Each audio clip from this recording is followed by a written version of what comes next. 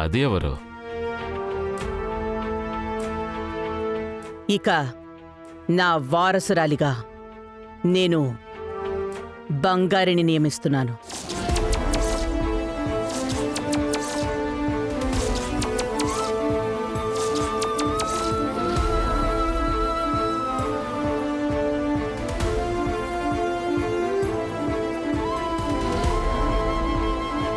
నా తర్వాత బంగారిని నా కంపెనీకి చైర్మన్.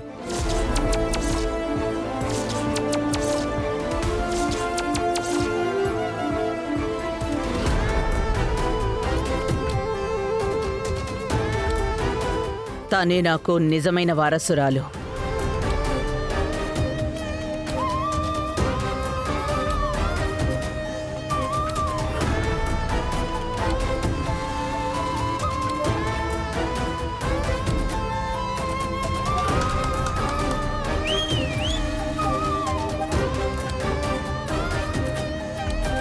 సూపర్ అమ్మా, అదరగొట్టేశారు. మా అమ్మ ఇలా మాట్లాడుతుందంటే ఏదో ఒక ట్విస్ట్ ఉంటుంది అనుకున్నాను, కానీ ఇంత పెద్ద ట్విస్ట్ అని అనుకోలేదు. జాను, కరెక్ట్ డెసిషన్ తీసుకున్నావు జాను. నేను ప్రాపర్గా డాక్యుమెంట్ రెడీ చేసి ఆఫీస్కి పంపిస్తాను మేడం, సైన్ చేసేయండి. మరి నేను ఉంటాను మేడం. Thank you. వస్తానండి. బంగారి, జాన్సమ్మా, నాకు నీ నిర్ణయం చెప్పు. నువ్వు మళ్ళీ ఆఫీస్కి రావాలంటే నేనేం చేయాలి?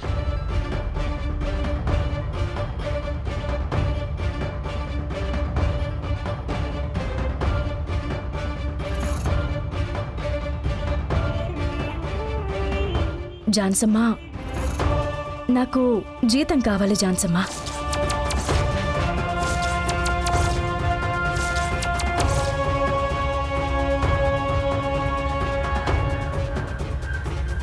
శభాష్ బంగారి. నాకు ఫినాన్షియల్ ఫ్రీడమ్ కావాలి. నా ఖర్చు కోసం నేను ఎవరి దగ్గర చేయి చాచకూడదు అనుకుంటున్నాను. నేను ఎవరి మీద డిపెండ్ అవ్వాలనుకోవడం లేదు. ఒక అమ్మాయికి దొరికే పెద్ద ఫ్రీడమే ఎవరి మీద ఆధారపడకపోవడం. అది దొరికితే ఆ అమ్మాయి ఎక్కడికెళ్ళినా గెలుస్తుంది.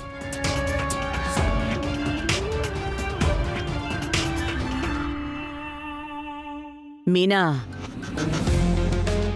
అది నా వారసురాలంటే. తను ప్రేమకి కట్టుబడుంటుంది, కానీ అధికారానికి అహంకారానికి ఎప్పటికీ తల వంచదు. బంగారిని నువ్వు అధికారంతో అణిచిపెట్టాలనుకున్నావు, కానీ అన్నింటినీ బద్దలు కొట్టుకుని పైకి లేచింది చూసావా?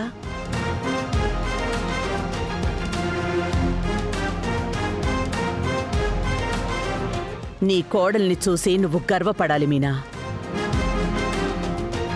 కానీ ఒక్క విషయం మీనా, నువ్వు ఇదంతా ఇనిషియేట్ చేయడం వలన మాత్రమే ఇదంతా జరిగింది. దానికి నీకొక పెద్ద థ్యాంక్స్. అమ్మా, థ్యాంక్స్ ఎందుకమ్మా? అయినా తన భర్తకి కొడుక్కి ప్రమోషన్ రావడం తనకి సంతోషమే కదా, దానికి తనే నీకు థ్యాంక్స్ చెప్పాలి. ఏమీనా, నువ్వు అనుకున్నది సాధించావు కదా?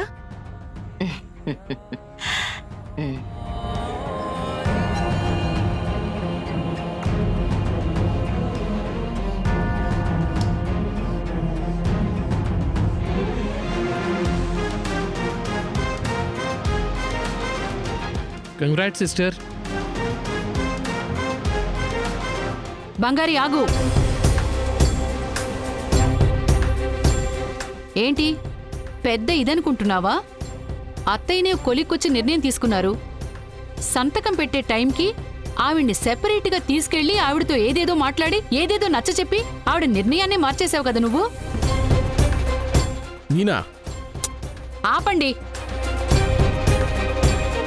మీకోసం మన అబ్బాయి కోసమే నేనింత కష్టపడుతున్నాను. అన్నింటినీ ఇది నాశనం చేసేసింది. ఇది చైర్మనా? మీరందరూ ఇది చెప్పినట్టు విని పనిచేయాలా? వినడానికి అసహ్యంగా ఉంది. నిన్న పుట్టిన పుట్టగుడిగిది. దీనికి మీరు చేతులు కట్టుకుని పనిచేయాలా? ఇందులో మీకు సంతోషం కనిపిస్తోందా? ఇలా చూడు, బంగారి టాలెంట్ ఉన్న అమ్మాయి. అందుకే అమ్మ బంగారికి ఆ పదవిని అప్పగించారు.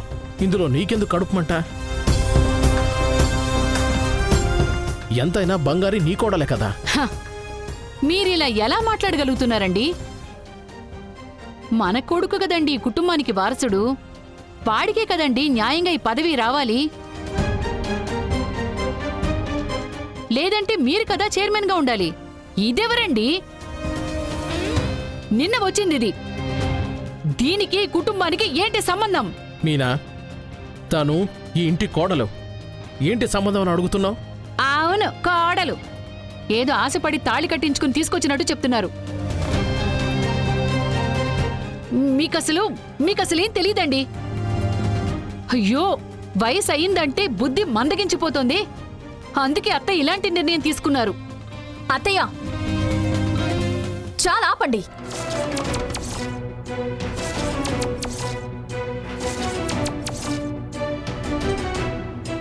ఏయ్, ఏంటి మీనాని ఎదిరించి మాట్లాడేంత పెద్దదానివయ్యావా?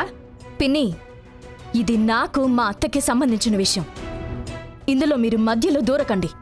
అప్పుడు జరిగేది వేరు. ఏంటి మా బొద్దుని అడ్డుకుంటున్నావు నువ్వు? అలానే మాట్లాడతాను. నేను మీ కోడల్ని. మీరు తిట్టండి, కొట్టండి, ఏమైనా చేయండి. వాటన్నింటికి మీకు హక్కుంది. కానీ జాన్సమ్మని మాట్లాడుతుంటే నేను ఊరికే కూర్చోలేను. అవును, సడన్ గా అన్నిటి నుంచి జాన్సమ్మని తప్పుకోమంటున్నారే. ఎక్కడి నుంచి వచ్చింది అంత ధైర్యం? అత్తయ్య, నాకు బాగా తెలుసు, ఖచ్చితంగా ఇలాంటి ఆలోచన మీకొచ్చుండదు. ఎవరు అడగమన్నారు?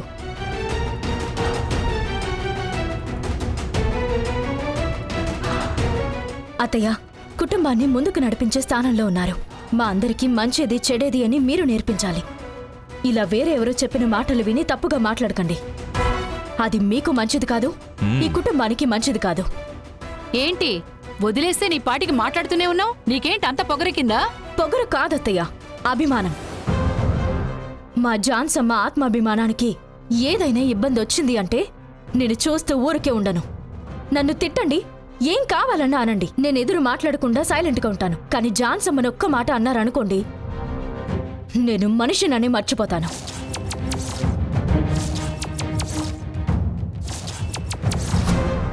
ఇప్పటి వరకు బంగారి అంటే శాంతంగా అన్నిటినీ ఓర్చుకుని వెళ్లే అమ్మాయి అనే కదా చూశారు.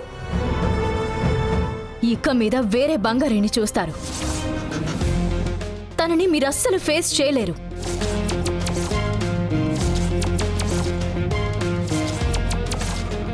జాన్సమ్మ మర్యాదకి ఇబ్బంది వస్తుందంటే నేను అత్తయ్య అని చూడను, పిన్ని బాబాయ్ అని కూడా చూడను.